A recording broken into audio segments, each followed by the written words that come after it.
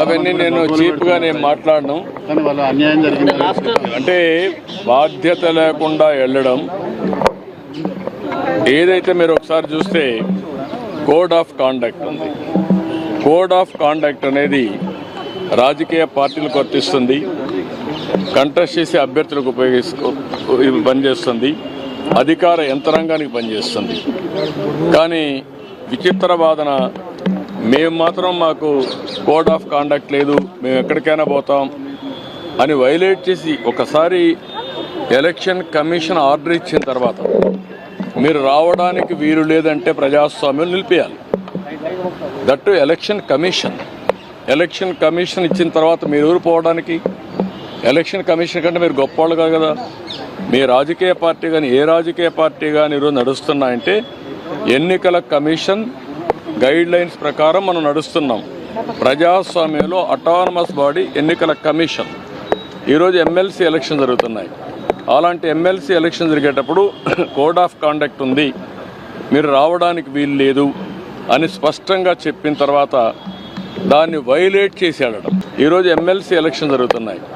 అలాంటి MLC election జరిగేటప్పుడు code of conduct ఉంది, మీరు రావడానికి వీలు లేదు అని స్పష్టంగా చెప్పిన తర్వాత దాన్ని వైలేట్ చేసి వెళ్ళడం.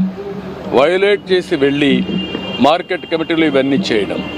చేసిన తర్వాత మళ్ళీ పోయి మాకు సెక్యూరిటీ ఇవ్వలేదని కంప్లైంట్ చేయడం. అంటే మీరు చేసే ఇల్లీగల్ యాక్టివిటీస్ కూడా సెక్యూరిటీ ఇవ్వాలంటే కరెక్ట్ కాదు.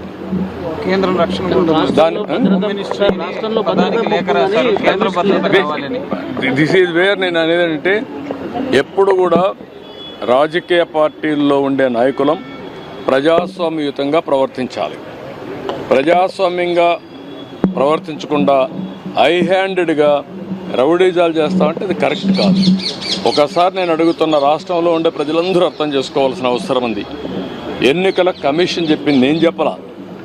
ఎన్నికల కమిషన్ తెలుగుదేశం పార్టీ ఎన్డీఏ కాదు, స్వయం ప్రతిపత్తి కలిగిన వ్యవస్థ. అది అన్ని రాజకీయ పార్టీలను రెగ్యులేట్ చేసే వ్యవస్థ.